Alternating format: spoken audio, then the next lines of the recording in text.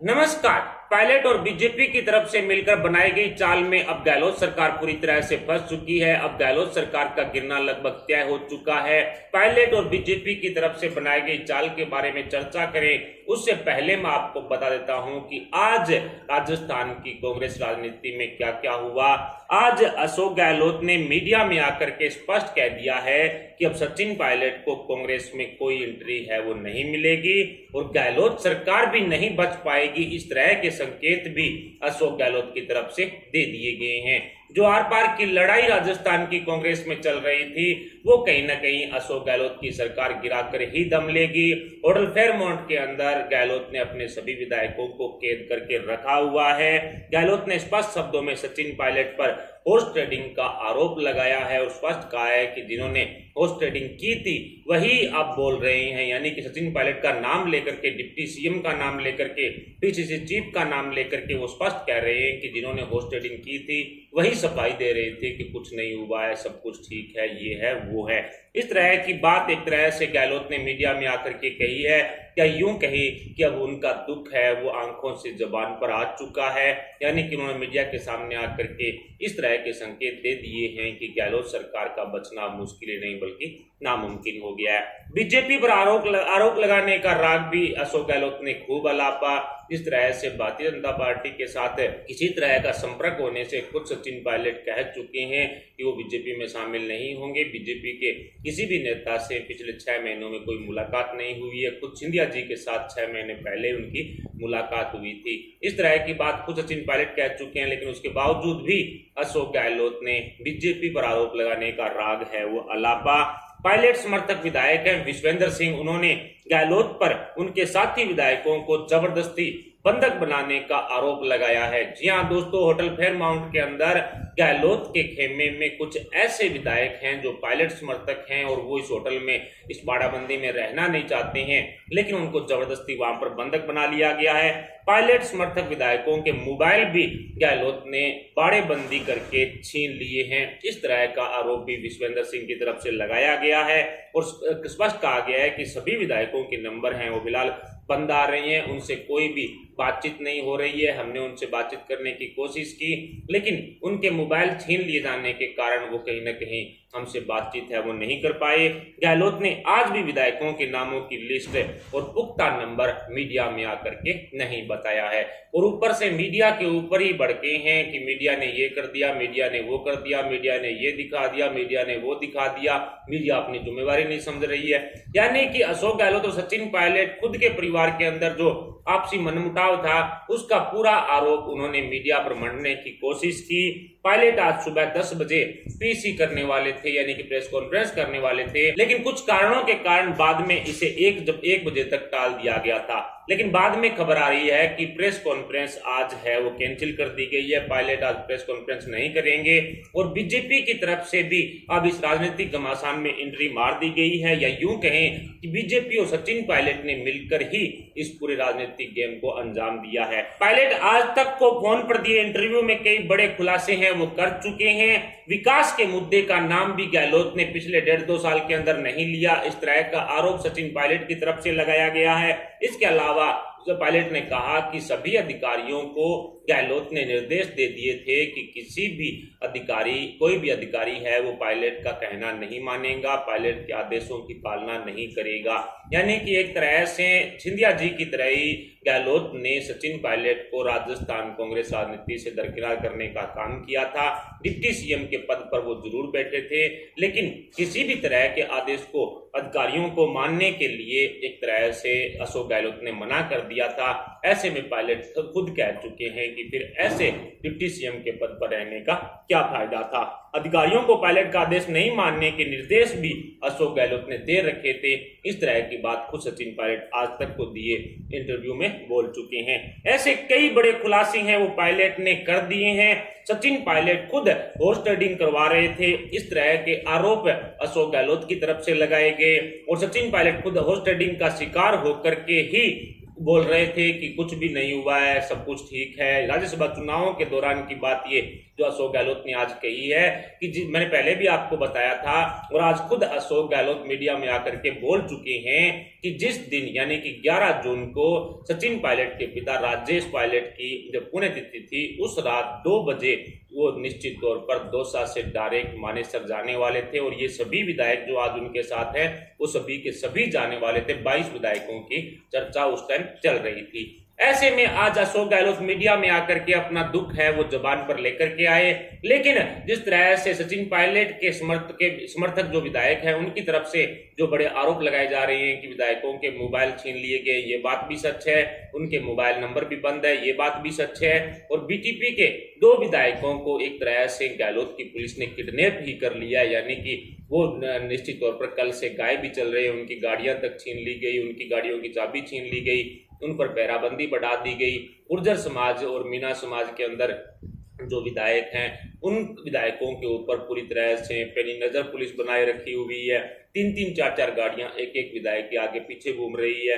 यानी कि कुल मिलाकर के अब राज्यपाल की तरफ से जो 4 दिन का समय मुख्यमंत्री अशोक गहलोत की तरफ से मांगा गया है बहुमत साबित करने के लिए, उन 4 दिनों में अशोक गहलोत हॉर्स ट्रेडिंग को अंजाम देंगे।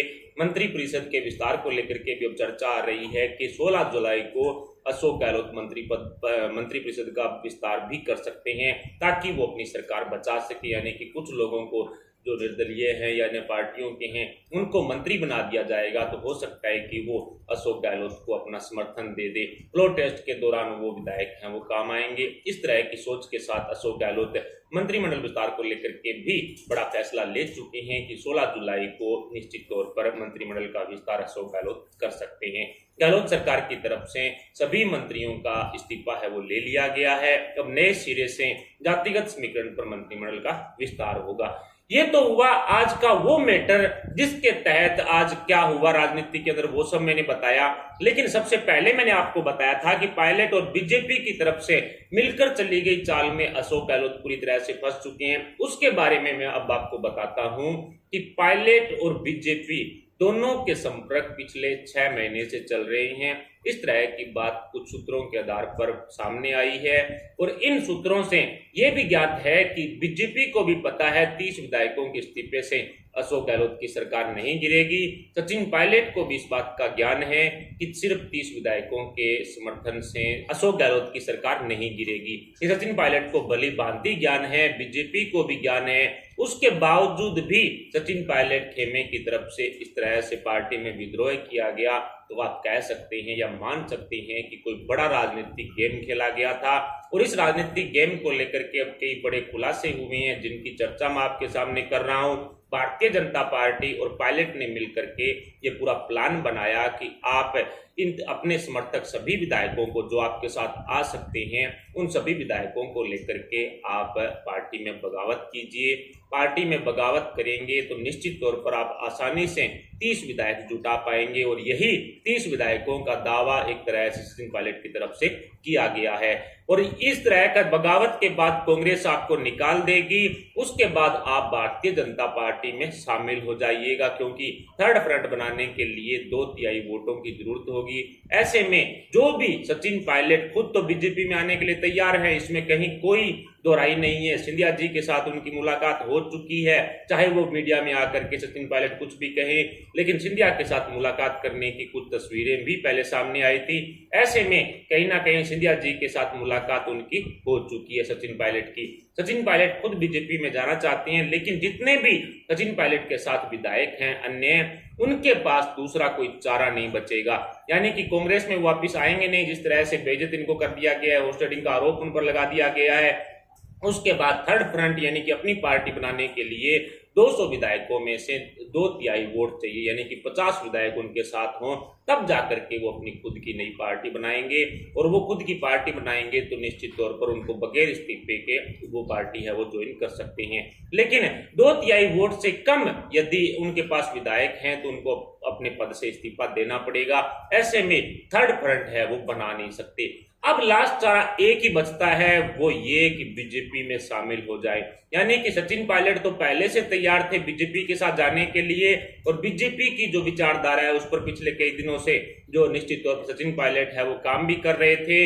लेकिन अब अपने समर्थक सभी जो विधायक हैं, यानी कि पायलट के अलावा जो 30 विधायक हैं, उन विधायकों को कहीं ना कहीं बीजेपी में शामिल करने की बड़ी चुनौती सचिन पायलट के साथ थी, जिसके लिए 3 रास्ते थे। तीनों में से 2 रास्ते हैं वो बंद हो चुके हैं। पहला ये कि कांग्रेस में वापस चले जाएं, दूसरा ये कि वो अपना खुद का थर्ड फ्रंट बना ले, यानी खुद की नई पार्टी बना ले। वो बना नहीं सकते क्योंकि उनके पास 2/3 जो विधायक है वो नहीं जुटे हैं। और अब तीसरा जो विकल्प बचा वो यही कि बीजेपी के साथ वो जाकर के अपना राजनीतिक कैरियर दोबारा से शुरू करे। और मध्य प्रदेश के अंदर 24 विधानसभा सीटों पर जो चुनाव होने जा रहा है, उसी वक्त राजस्थान में भी इन 30-31 सीटों पर उपचुनाव होगा। ऐसे में उन्हीं सचिन पायलट समर्थक विधायकों को टिकट दिया जाएगा बीजेपी की तरफ से, वो चुनावी मैदान में उतरेंगे। ऐसे में भारतीय जनता पार्टी को बड़ा लाभ होगा, क्योंकि दौसा जैसे इलाकों के अंदर ये जो मीना इलाका है या फिर गुर्जर इलाका है, यहाँ पर इनकी पकड़ मजबूत होगी बीजेपी की। ऐसे में कहा जा सकता है कि भारतीय जनता पार्टी राजस्थान में मजबूत भी होगी। और इसके साथ ही सचिन पायलट के आने से जो बड़ा ग्राफ है वो भारतीय जनता पार्टी का होगा, और 30-31 सीटों में से लगभग 27-28 सीटें भारतीय जनता पार्टी आसानी से जीत लेगी। उसके बाद राजस्थान के अंदर सरकार बनाएगी, यानी कि इस्तीफे देने के बाद 6 महीने के भीतर भीतर चुनाव करवाना होता है। लेकिन जिस तरह से मध्य प्रदेश में 3 महीने के बीच बीच में या 2-3 महीने के अंदर अंदर चुनाव होने वाला है, उसी वक्त चुनाव आयोग राजस्थान में भी चुनाव करवा देगा। ऐसे में 2-3 महीने बाद अशोक गहलोत की सरकार गिरेगी, यानी कि 30 विधायकों के इस्तीफे के बाद 170 की संख्या है वो राजस्थान में रहेगी विधानसभा सदस्यों की। ऐसे में 86 जो विधायकों की जरूरत पड़ेगी, और जिस तरह से 70 विधायक खुद के जो कांग्रेस के बच जाएंगे, ऐसे में 9-10 विधायकों को वो जो अन्य हैं या फिर जो इंडिपेंडेंट है या फिर अन्य पार्टियों के हैं, वो निश्चित तौर पर अशोक गहलोत को समर्थन कर रहे हैं। ऐसे में आसानी से अशोक गहलोत इन 30 विधायकों के इस्तीफे के बाद भी सरकार बचाए रखेंगे। लेकिन 2-3 महीने में जब उपचुनाव होगा तो बीजेपी सचिन पायलट के साथ मिलकर के आसानी से 27-28 सीटें हैं वो जीत लेगी। फिलहाल बीजेपी के पास खुद के 72 हैं, 3 आरएलपी की हैं, 75 विधायक हैं, और 27-28 सीटें यदि और जीत लेती है बीजेपी तो बीजेपी आसानी से बहुमत साबित कर लेगी, यानी 101 का आंकड़ा है वो पार कर लेगी। उसके बाद भारतीय जनता पार्टी आसानी से सरकार बनाएगी। तब सचिन पायलट को राजस्थान में कौन सा पद दिया जाए, इस पर अब रणनीति है वो तैयार हो रही है। और यही कारण रहा है कि ये जो चालें हैं वो पहले से चल दी गई थी, ये प्लान पहले से बना हुआ है। इसलिए सचिन पायलट किसी तरह का कमिटमेंट नहीं कर रहे हैं, सचिन पायलट किसी तरह की पीसी करके कोई भी तरह का खुलासा नहीं कर रहे हैं। यानी कि एक सहानुभूति भी वो कहीं ना कहीं अपने गुर्जर समाज की अपने साथ रखना चाहते हैं, और ये साबित करना चाहते हैं कि वो युवाओं के साथ थे। लेकिन किस तरह से अशोक गहलोत ने युवाओं को दरकिनार किया था राजस्थान में, उसी से तंग आकर के सचिन पायलट को कांग्रेस छोड़नी पड़ी थी, अपने पद से इस्तीफा देना पड़ा था। डिप्टी सीएम की गद्दी भी इन कारणों से छोड़नी पड़ी थी। ये है पूरा प्लान, जिसके तहत आसानी से भारतीय जनता पार्टी आगे आने वाले 2-3 महीने में जब उपचुनाव होंगे तो सरकार बना लेगी। ये पूरा प्लान है वो भारतीय जनता पार्टी का मौजूद है। फिलहाल जिस तरह से 75 विधायक बीजेपी के पास हैं और 77 विधायक कांग्रेस के पास है, ऐसे में कहीं ना कहीं वो निर्दलियों को जुटाने की कोशिश भी कर लेती बीजेपी। लेकिन महाराष्ट्र के अंदर जिस तरह से शिवसेना ने तगड़ा झटका बीजेपी को दिया था, उसके बाद से ही निश्चित तौर पर बीजेपी अपने खुद के दमों पर ही, यानी कि अपने खुद के कंधों पर बंदूक रख करके शिकार करना चाहती है। ऐसे में अपने खुद के पार्टी के विधायकों के दम पर ही वो सरकार बनाना चाहती है। इसलिए वो 2-3 महीने का इंतजार करेगी। गहलोत सरकार 2-3 महीने के बाद जब भी उपचुनाव होंगे उसके परिणाम के बाद अपने पद से इस्तीफा देंगे और नई सरकार बनेगी भारतीय जनता पार्टी की। ऐसे में निर्दलीय वगैरह निश्चित तौर पर जिसका पलड़ा भारी होता है उसके साथ आते हैं। उसके बाद वो निश्चित तौर पर जो गहलोत को छोड़ करके बीजेपी के साथ आ जाएंगे। बीटीपी के भी 2 विधायकों का किडनैप जिस तरह से गहलोत पुलिस की तरफ से कर लिया गया, उनको तंग किया जा रहा है, उनके आगे पीछे 3-4 पुलिस की गाड़ियां लगा रखी है, ऐसे में उन पर पैनी नजर रखी जा रही है। इन सबको ध्यान में रख करके वो दोनों विधायक भी अब पूरी तरह से अशोक गहलोत से टूट चुके हैं, कट चुके हैं। ऐसे में अब सचिन पायलट और बीजेपी ने साथ मिलकर के ये पूरा गेम खेला है। पहला रास्ता कांग्रेस में लौटने का वो पूरी तरह से बंद हो चुका है। दूसरा रास्ते के लिए 2/3 विधायक चाहिए सचिन पायलट के पास। ऐसे में निश्चित तौर पर जो भी उनके समर्थक उनको सस्पेंड किया जाता है या अपने पद से इस्तीफा देते हैं, उन सबको लेकर के उनके पास बीजेपी में जाने के अलावा दूसरा कोई चारा नहीं बचेगा। इससे बीजेपी की स्ट्रेंथ बढ़ेगी और आसानी से उपचुनाव के बाद भारतीय जनता पार्टी राजस्थान के अंदर कमल है वो खिलाएगी। ऑपरेशन लोटस राजस्थान के अंदर उपचुनाव परिणाम के बाद ही कामयाब होगा। यह है पूरा प्लान भारतीय जनता पार्टी और सचिन पायलट का। सचिन पायलट के समर्थन में वैसे भी अनसुया यूथ कांग्रेस और कांग्रेस के जो युवा नेता हैं वो अपने पद से इस्तीफा दे चुके हैं। बीजेपी और पायलट के बीच के इस साठगांठ को लेकर के आपके क्या विचार हैं? क्या सचिन पायलट और बीजेपी की तरफ से इस तरह का प्लान बनाया गया तभी 2 रास्ते हैं वो बंद कर दिए गए? क्या इस राजनीति में कुछ भी सच्चाई नजर आ रही है आपको? इस पर आप अपने विचार हमें कमेंट बॉक्स में जरूर बताएं। साथ ही वीडियो को लाइक करके हमारे चैनल को सब्सक्राइब जरूर करें। सब्सक्राइब के पास वाला बेल आइकन भी दबा लें। अभी के लिए इतना, मिलते हैं अगले अपडेट के साथ। तब तक के लिए जय हिंद, जय भारत।